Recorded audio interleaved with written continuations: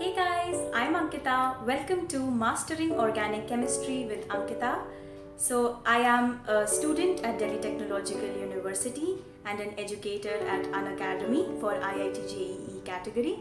And we're going to be starting with a lecture series on Mastering Organic Chemistry in just 3 months. So, guys, if you are an IIT JEE aspirant for 2021 or further, or if you are a NEET aspirant, or if you are just someone who has gone into class 11th and wants to clear their concepts on organic chemistry, or even if you're just a chemistry lover who wants to, get deeper insight into the subject, this lecture and this very lecture series is going to be very helpful for you. So guys, today we are going to be discussing the general structure of the naming. That is the first topic that we're going to be doing on IUPAC naming of organic compounds. So let's get started and let's get on with the video.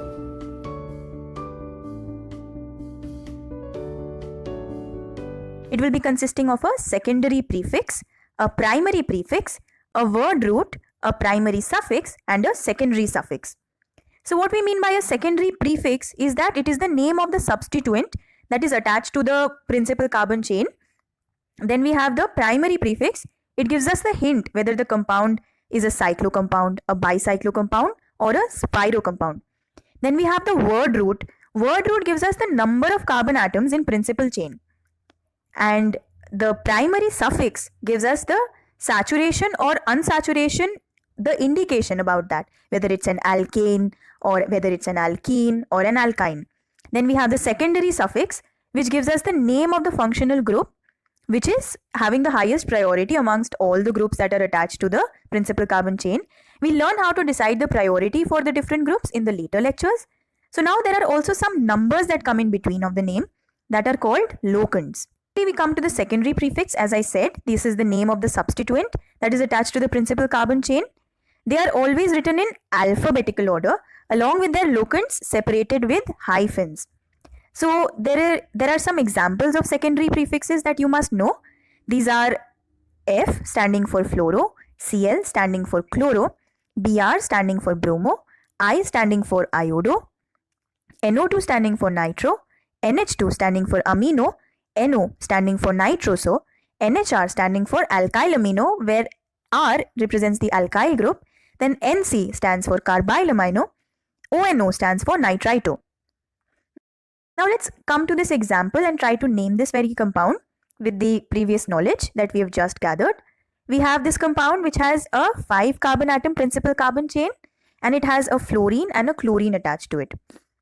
So now we have to decide whether we start our numbering from the left or from the right. So basically we'll start our numbering from that side, which gives us the lowest sum of the locants of the substituents that are attached to the principal carbon chain. So we can see that from the left hand side, fluorine is at the second carbon atom and chlorine is at the third carbon atom. So 2 plus 3 gives us 5.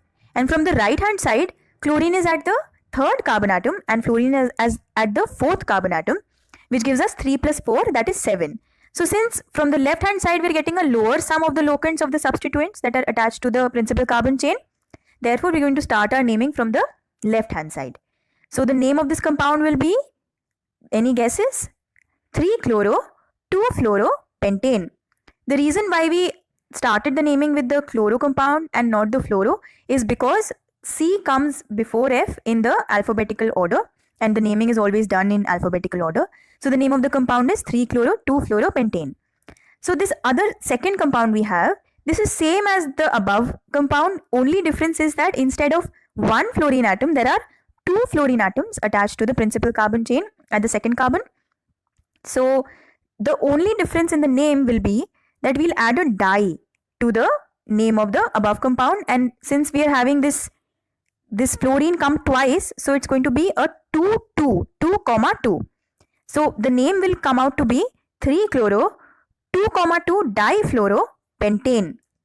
Okay, so this is the name 3-chloro 2,2-difluoropentane. So the reason we are not considering di in the alphabetical order naming of the compound is because it has these words di, tri, tetra, sec and tert. they don't have any effect on the alphabetical naming. This is basically a rule. They are not considered in the alphabetical order decision. So when we are deciding what all alphabetical order is to be given to fluorine atom, we are seeing only the F and not the D. Okay guys. So now we come to the word root. The word root gives us the number of carbon atoms in the principal carbon chain. If there's one carbon atom, it will be meth. If there are two carbon atoms, it will be eth. For 3, it will be prop. For 4, it will be but. For 5, it will be pent. For 6, it will be hex. For 7, it will be hept. For 8, it will be oct. For 9, it will be non. For 10, it will be dec. For 11 carbon atoms, the word root will be undec. For 12 carbon atoms, it will be dodec.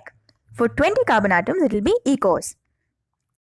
Now we come to the primary suffix. This basically indicates the nature of the carbon chain. If all the carbon-carbon bonds are single covalent, then we have the primary suffix as ane, A-N-E. If there is one carbon-carbon double bond in the principal carbon chain, then we have the primary suffix ene. And if there are two carbon-carbon double bonds, it will be a diene. If there are three carbon-carbon double bonds, it will be a triene. If there are n number of carbon-carbon double bonds, it will be a polyene. So basically, we are adding di, tri, and poly to the beginning of these type of alkenes.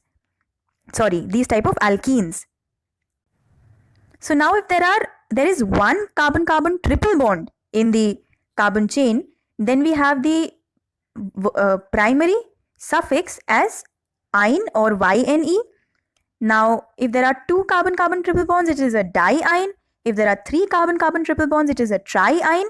And n number of carbon-carbon triple bonds leads to a polyene as the primary suffix. Now there are certain rules that are to be kept in mind while naming saturated hydrocarbons.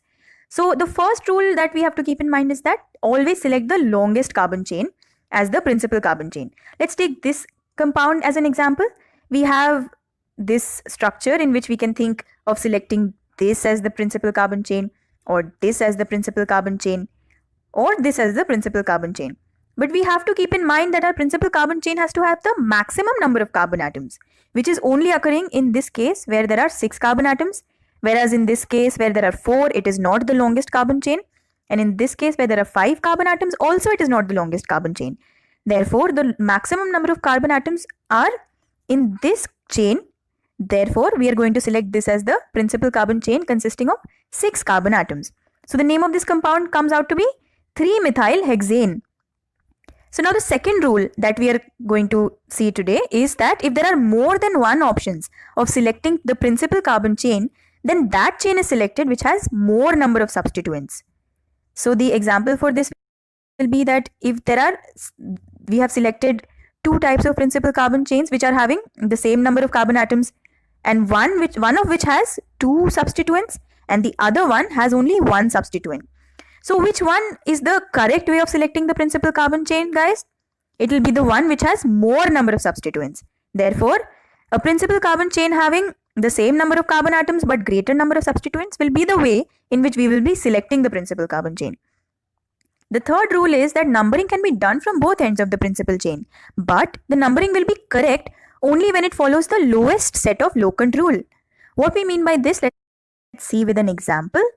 That we have this compound which is a 7 carbon principal chain, and it has branching at the 2nd, 3rd and 6th carbon from the left hand side, and you can say it has branching on the 2nd, 5th and 6th carbon from the right hand side. So here what we will do is that we'll write the locants of all the places where there are branching. There from the right we have branching at the 2nd, 5th, 6th and 6th carbon, and from the left we have branching at the 2nd, 3rd, 6th and 6th carbon. So we've written it in order of how it is occurring from the left and right. Now we are going to check for the first point of discontinuity or the first point of difference. So see, 2 and 2 is the same, 2 and 2 is the same. So there is no difference up till now. Now 5 and 3, this is our first point of difference, for we are getting branching at the 5th carbon from the right and we are getting branching at the 3rd carbon from the left. So now what we'll do is that in our first point of difference, we will consider that way of naming as the correct way of naming, in which the point of difference is the minimum. So whichever has the minimum number, which in this case is 3, that is our correct way of numbering. So whichever is minimum number is the correct naming.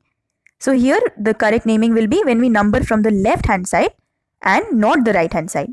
So guys, I hope this lecture has cleared your basics of IUPAC naming, and we'll be going a little further into IUPAC naming in the further lectures. Until then, keep practicing. Happy learning. Bye-bye.